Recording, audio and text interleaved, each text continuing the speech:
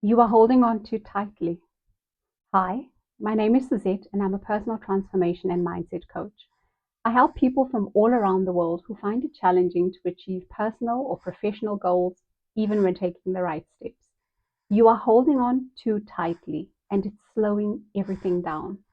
You're working hard, you're trying to stay consistent, doing everything you think you should be doing, but still, things aren't moving.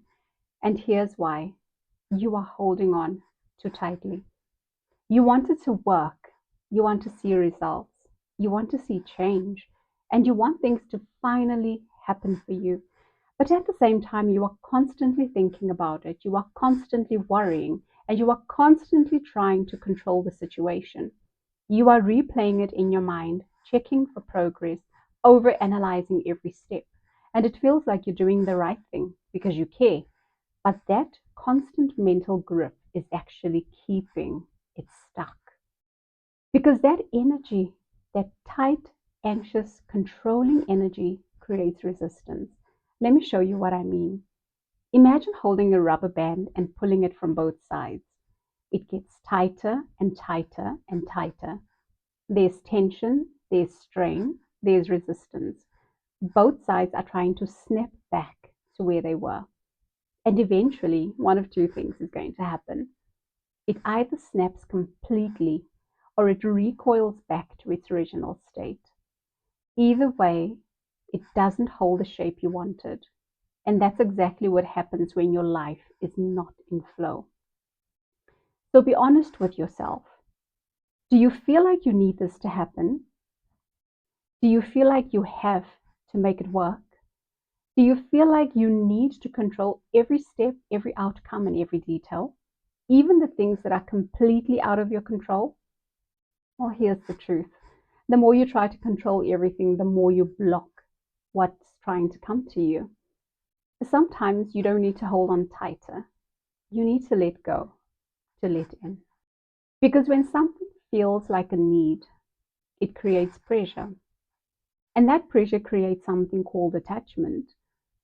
And where there's attachment, there's resistance. And where there's resistance, there's no flow. And without flow, things feel forced, delayed, and blocked. So it's not what you want that is not possible.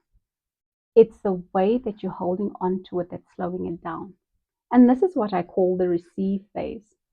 This is the moment where everything shifts. Because instead of forcing, you allow. Instead of gripping, you release. Instead of controlling, you trust. And here's the key: letting go doesn't mean doing nothing. You still take action, you move forward, you still show up, but you are no longer emotionally dependent on the outcome.